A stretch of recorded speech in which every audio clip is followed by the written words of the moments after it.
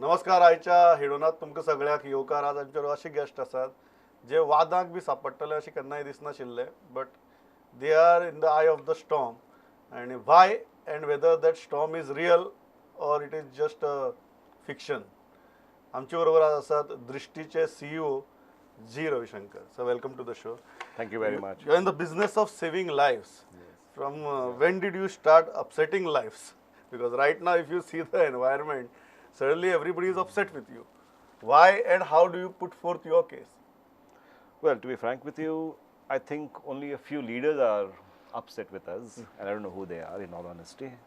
And unfortunately, they have the mandate to also influence another 200, 250 boys of ours to feel unhappy. Otherwise, we always felt we are one big family of 600 boys working on the beach together. So I don't see it any different today as well. If there's unhappiness, I think it's induced unhappiness. So what you're saying that some of the leaders are instigating all these boys, but chronologically, don't you feel that the agitation started first and leaders got involved later? Or are you saying that the leaders started the agitation? I think you need two hands to clap, in all honesty. I mean, to some extent, I do agree that we had delays in our salaries, which were the reason for discontent internally within the company. Between August and September, we were reeling through a financial crisis with beach cleaning burden, as well as the paycheck of lifeguarding, which was substantial. So yes, we had our back against the walls. So we had no choice but to tranche payments out to the boys in the month of August, which was during the festival season, which was not taken too well. But to wedge this insecurity into unhappiness, I think is a catalysm of what I would call bad leadership. So, But initially, the agitation started on two primary yes. issues. Number one is the delay in payment, and second is bonuses and all those kind of things. When did that issue get resolved? Pramod, to be very frank with Because you, when any agitation starts on an issue, yeah. I think people need to know whether it is resolved now, it is still not resolved, and if it got resolved, what is the issue now?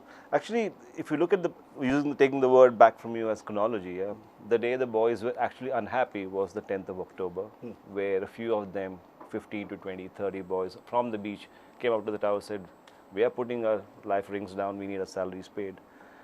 As things would have it, while they were saying it, they were getting SMSs saying your salaries are credited, bank, the SMSs started coming in.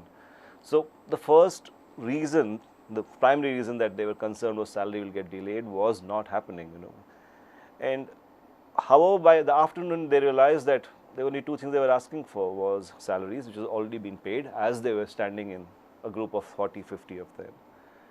And the next thing was bonus. Bonuses, as per Bonus Act, we would have declared it. We have done it every year, so there's no reason for not paying bonus. It's our ethical and corporate obligation to pay it.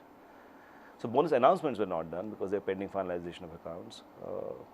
And somehow I've also heard a word called gratuity mentioned by the boys. We have not got a gratuity. I said, wait a second, gratuity is when you leave service from an organization post 4 years, you get it. Correct. No, sir, the last time we got it. Then I realized that these boys are actually badly counseled. And that was the primary concern that I had, that they did not actually even have a mandate to, leave their posts and come. But it snowballed by evening. By evening, they were all hurried into saying, no, we don't want to work with Drishti. Now we want government jobs. So the whole radar shifted from, the whole compass shifted. From pay the salaries to government jobs. Yeah, over a period of 6 hours.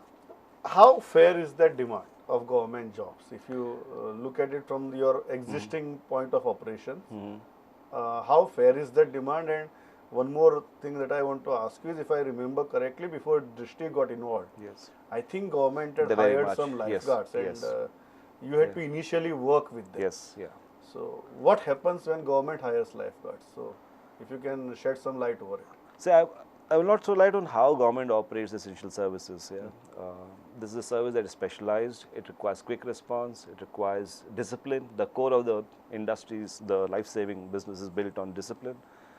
Being built on what you would classically call equipment being prepared on time, ready on time, be it a jet ski, be it jeeps, be it every equipment has to be ready, because accidents don't send invitation, they happen. So I'm of the belief that we have done a very good job in the last 11 years of making sure the beaches are kept safe. And whether government can do it better, I'm no one to comment on it. Yeah. But if you notice structurally, be it Army, Air Force, Navy, any operational force is always kept insulated from the dynamics of politics or governance, is my opinion, personal opinion. Now you are accused of recruiting new boys, terminating the old ones, and another issue that has come, again it's a very emotive issue, is that you are recruiting the non-Goan boys. How do you defend that? First of all, we haven't terminated anybody. I mean, let me break that myth down. It's again a fallacy put down by people who want to mislead my boys. We have not terminated anybody except passed on show cause notices, and probably there were 60 to 70 captains and senior lifeguards who have disciplinary charges against them. Those are the ones who have been served show cause notice. The rest of the boys, nobody's been terminated. In fact, every day their sector heads, their supervisors, their managers are calling them to say, come back to work. So if at any point they have been told otherwise that they have been terminated, it's incorrect. Yeah. And that's the locus standi. So, and they're welcome to come back. So, what about the recruitment of non-Goan lifeguards? See, the demographics and my tender obligation says I have to employ minimum 80% Goans. In fact, we had 93% Goans of people of Goan domicile and residence, and we'll continue to maintain that status quo. There's no change in that. As far as recruitments are concerned across different parts of the country, it depends on skill sets.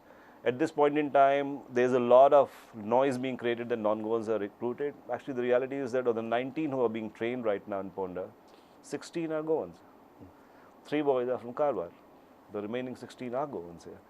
And I would need people from the extreme north and south for the bordering areas. If I want to, supervise Gazibag, Mole, the Agonda, Kankon areas, it's easier demographically to bring in boys from that side of town. So that's about it is. So we are not hiring non-Goans or Goans. For me, everybody who is eligible for a job is equal, as far I as an individual is concerned.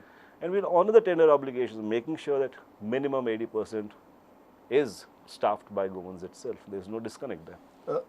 One more thing, I think issues were raised about the payments that Drishti received to the tune of 140 crores. Yeah. Those big figures were thrown at public, and when you hear those big figures, then suddenly you think whether this is right or this is wrong. Actually, how do you justify those payments, and for the understanding of the people, whether they are commensurate with the scope of operations? Let me put it the other way around. We've been keeping the beaches safe for 11 years. Actually, the wallet size is not 120, 140, it's 250 crores. That's the amount of money the government has outlaid to keep the beaches clean for a decades period. So you're talking about an average paycheck of 20, 22 crores per year and thereabouts. Yeah. And in a bigger scheme of things, it is a very small outlay to make sure that, especially when 80% of the state's GDP is populated out of tourism, if the government is investing into it, I think it's a very right, sane thing to do. So it's a very small ocean in the drop in the ocean.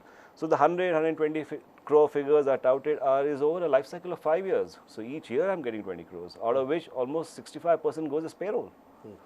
I mean, in a month our average payroll size is 1.2, 1.3 crores. So that's close to 18 crores a year goes only on payroll, which is the boys of Goa. I'm not taking it home. Another issue which is very crucial issue is regarding after the end of your contract. In spite of there being a clause in the contract that it can be extended by another 5 years. That's right. Government decided to give you a 6-month extension. Now, I know Drishti is not unfamiliar to this 6 months extension. I think you have done it a lot when it comes to beach cleaning. We'll go to beach cleaning later. But after 11 years, what happened? Why government did not go for the auto renewal? I think internally there was a school of thought which felt that there should be a new price discovery. They wanted to see is the prices that we're paying post 5 years of a contract life cycle with escalation clauses kicking in, is it viable for the state, or should we trim down something? So they wanted to discuss that internally. So they wanted to buy themselves some time. Is the only logic I see, and that's what I understand. You're an expert in the field, so even if you are looking for that kind of examination of the market, if I may call it, then what is the government going to find? If at the current prices that they are outlaying, Yes. what's going to be the finding? My understanding of India as a market, or let's forget the international market where life saving is done, it's done in a very different model altogether. Specific to Goa, my reading is that we probably are the most competitive. If you attempt to do a price discovery, it might cost the government twice as much to actually fire up a service of this caliber. Yeah? And reality is you don't take what you call penny wise, pound foolish decisions when it comes to people's life. You know, anything else, be it garbage, be it anything else, you can. But here is an intervention service, is an emergency response service. Everything has to work when it's required. So we don't take shortcuts here. So there, I wouldn't suggest that we attempt a L1 program, yeah, which comes at the cost of having what you call a signature service. See what are the services delivered? Yes, yeah. How are you looking at this 6-month extension, and are you in a race to bid? We will definitely bid. I think we've got adequate equity on the ground of good work that we have done. We will bid if it comes to it. But how we we already communicated to the government that we will be unable to provide beyond the 6 months because there is also a turnaround time for my equipment. I have to recapitalize again, bring in new equipment. 5 years are over. Machinery is showing signs of wear and tear. So we have also requested the government. This is very important and this is very crucial because last time I checked, I think it took government 2 years to come out with the beach cleaning tender. That's right. 2016 to True. almost 2.5 years. Yes. Now you are saying that post 31st December, which is a peak tourist season period, on 1st January, if government fails to come out, complete the tender process and the allotment, and there are fresh or the same feet on ground, you will withdraw. I will not until I am told to do so. That's our ethical and moral obligation. That's the most important thing because we will never withdraw. When you said that, my first question was, what happens on January 1st? Nothing. Nothing. We continue. You're there. We continue till the time the government wants us to be there. But I think they also have to shake hands, reach out to us as well in some way in terms of a contract. So there's no panic on January 1st. I know that. I know that. Second important thing is regarding your beach cleaning experience. Yes. Why do you feel that you could not continue with it? In spite, I know about the tender process and everything, but you had carried it forward so much. You had put a system in place. Yeah. What was the hitch? I don't think there was a hitch. The tender contract was built on the principles of the lowest quote will win. Where I'm a firm believer of it has to be lowest quote and highest quality. I always believed in a QCBS model of tendering. Whereas in the rationale of the government, they felt that it's a plain vanilla labor contract and it has to be spec'd so. So whereas we spec'd on the basis that over the next 5 years, we will actually use beach cleaning as a story for Goa tourism. That was the angle that we were taking when we were attempting beach cleaning, that we take a good story forward as a tourism story is what our pitch was when we were talking to the government. And that doesn't come cheap. If you want to do good progressive programs onto the beach, it does cost money. So. Yeah, these are different approaches towards deciding whom you are going to give the service. But taking the same point forward, you started with saying that there are leaders who are instigating your boys. Yes.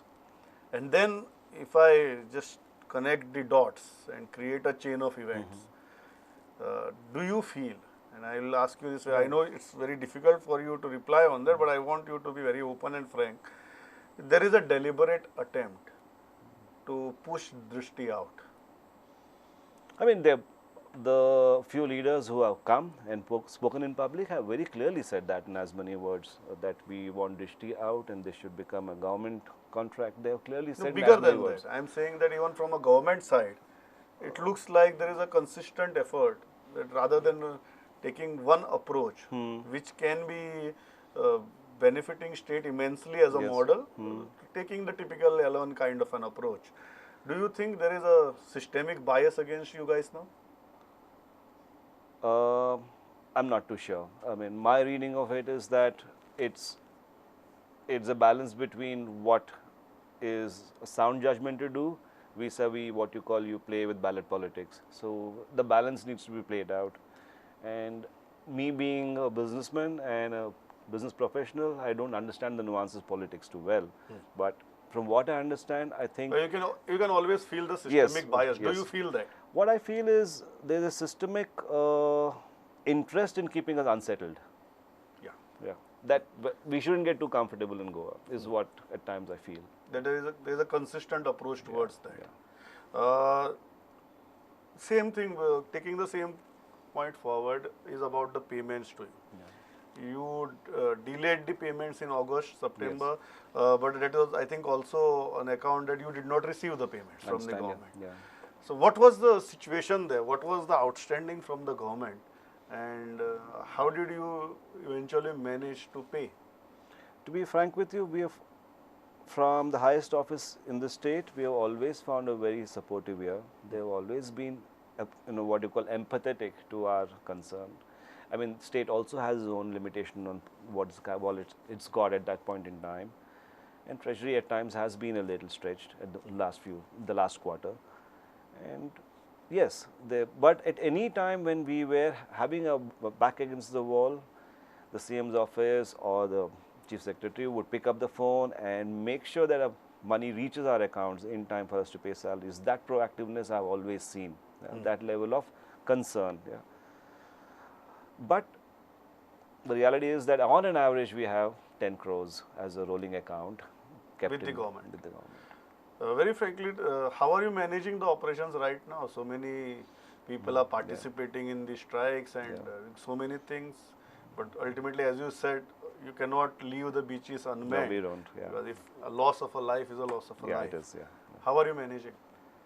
For starters, Pramod, I don't call it a strike. I call boys that are absconding from work because they haven't even given me a charter of demands. There is no clear leader. Nobody has come up to us and say we are on strike. So you are saying, please come, give me a charter of demand. Let's sit across the table. Yeah, if there is one, And two is, I personally, in our internal, management team, we always say they're abdicating or absconding from work and their duties. This is the way we see it. We don't see it as them on strike. They're protesting, yes. They're protesting for something that's beyond the capacity of the company to deliver, which is a government job. But, I mean, otherwise, as far as deployment is concerned, out of 600 people that we have on the ground on payroll, on an average, we only deploy 370 to 400 boys per day, broken into 2 shifts, covering 103 kilometers. And we have 2 layers. One is the preventive layer. The boys are asking the guests to come out, be in safe areas, navigating them towards the swim zones. And the next is what you call the intervention layer, where you have got the jeeps, the jet skis, everything lined up. In case of a intervention, emergency, we move in. Yeah. So the second layer of lifeguards kick in. So what we have done is our preventive layers now got washed out with the absconding boys. Yeah. So what we have is a more aggressive intervention layer put in between. So added more jeeps. Just saving lives, saving lives. Saving lives. We focus on that, which is what we are trained for. And we added more jeeps in, we added more jet skis in to increase the reach and capability of the team. At the moment, I'm operating with 65 to 67% of the full complement that I need to effectively man. Yeah. But the reality is that the 60% is only actually doing intervention. The rest we're whistling and bringing people backwards. So that's the 2 layers. Ensure that there is no need for intervention. Beaches are safe. Yeah. I think it's a rare case where a corporate house has filed a defamation suit against a political leader. Usually, politicians file against politicians, and that also is for political reasons. I don't think they go to the court for justice, but they want headlines and headlines for every hearing coming out of the case. But here is a case where your company decided to file a defamation suit against Girish Chodankar after his press conference. How did you arrive at that decision? And this intervention is for justice or just to keep a check on what people say about you guys? Actually, we took umbrage to the fact that everything he said was incorrect. Yeah? And what we also take umbrage to is the fact that by saying so, you're disrespecting the hard work done by my team of 600 on the ground. And we have built equity. The equity is built on sweat. Yeah? And you can't take the credit away from the boys by calling it a scam. And that's what that is the reason why we filed a lawsuit. frankly speaking, we might claims millions from it, but we are internally clear that we don't want one penny from it. It'll go to the boys. It's their equity, not ours. So you're saying it's for justice and not for It's a matter of principle. Yes. It's a matter of principle. Yes. So this defamation suit is a matter of principle. Yeah. Do you think there is a systemic bias against Drishti in all this? I think there's an attempt to keep us in a little unsettled state. When you look at the entire genealogy of how life-saving rolled out, what's strange is it was actually under the Congress regime that these tenders were originated. Yeah. I mean, Mr. Digambar Kamath himself launched the life-saving program. Going back to earlier part, the GTDC program, there were around 60 to 70 lifeguards that were hired by GTDC on a contract basis. Both of them, all of them are presently litigating with the department to sort out their dues and so on and so forth. We did absorb all of them when we started up. We bid for this tender and got in. That was in 2008 I'm talking about. And the same gentleman today says that he should become, what, socialist state? I don't know what he's talking about when he says they should become part of the government. So you are saying there is a deliberate attempt to keep you guys unsettled. I think so, yeah. Beach cleaning, because now we talk about garbage so much. Yeah. You have been intrinsically involved with Yes. Goa's beaches. What has been your experience and where do you think we go wrong? From the time, which is 2.5 years that I spent on the beaches to now, but I see what the work they're doing right now, I think the needle is moving north. It's getting better. I'm seeing a change in use pattern from visitors coming to the ground. It's a question of enabling them a little more in terms of binning systems, in earmarked areas to bin. The real resistance or the real problem that today I face is stakeholders' will. That means the business holders, business stakeholders who are on the ground, their willingness to support the movement. They want anything that is not inconvenient to them is all right. In front of a shack, if I put a bin, he has got a problem. On his side, he's got a problem. On his back, he's got a problem. So, But he wants the beach clean. yeah, I mean, I feel the community has to now bend itself a little to enable cleanliness to kick in. You know, it is a two-way. You have to facilitate as a community. We have to provide the infrastructure, and there I'm seeing resistance today. You know, Over a period of time, from the time you started doing beach cleaning, do you feel there is, number one, more awareness, and number two, there is a substantive behavioral change? It's seasonal. The Goa goes through its rave parties, so to speak, and so does the kind of clientele that comes into Goa. Like right now, if you see, you will see a higher level of litter coming in because it's just post Diwali, Maharashtra, Karnataka, big holidays, they're all coming in busloads. They are wired differently, so they will buy 2 cases of beer from the vend and sit in the bus and drink and throw them on the roadside. So, because it's not enabled anyway, but they're not used to it. Go closer to season again. So I think cyclical patterns of what you would call That's black very spots and interesting, So that's what I've seen now. Is it's not that you have a consistent behavior pattern. It oscillates depending on the kind of clientele that is coming in. So it varies, and also beach to beach it varies. Kalangut Baga is a different animal. If you look at Agonda and there's a different sector altogether. If you look at the north side in Kerry, there's nobody. It's golden white beaches. There's absolutely nobody. I just need one person to clear 3 The kilometers of entire Kerry stretch. beach. Yeah. So So depends. it not only varies from the Location, kind of clientele, but it also varies from the locations, location. Yes. Marine ecosystem and coastline Yeah. erosion. I think 2 of the major issues that are becoming a talking point, and that will be not only a talking point, but probably a survival point for us. How do you look at it? What has been your experience over a period of decade now, more than a decade? West Coast is the most polluted West Coast of India. Is very polluted. It's a continental shelf. It's grey waters mostly.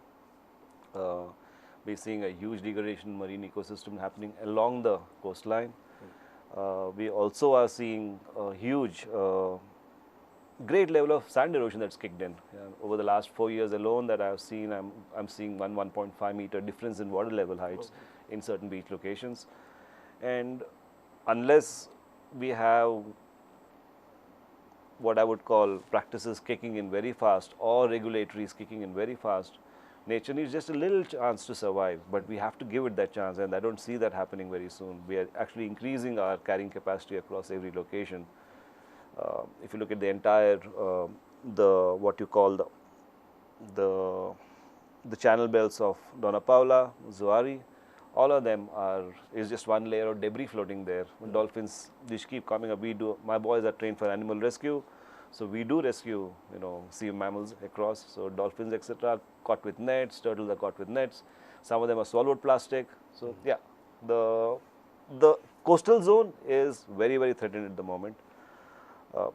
I think the next big challenge will be not waste or saving lives. The next challenge will be to save our beaches. That is what is, I feel, the next challenge. So what are the three major points that you would like to suggest to the authorities, at the same time put it in a general public domain, that we need to at least arrest this situation?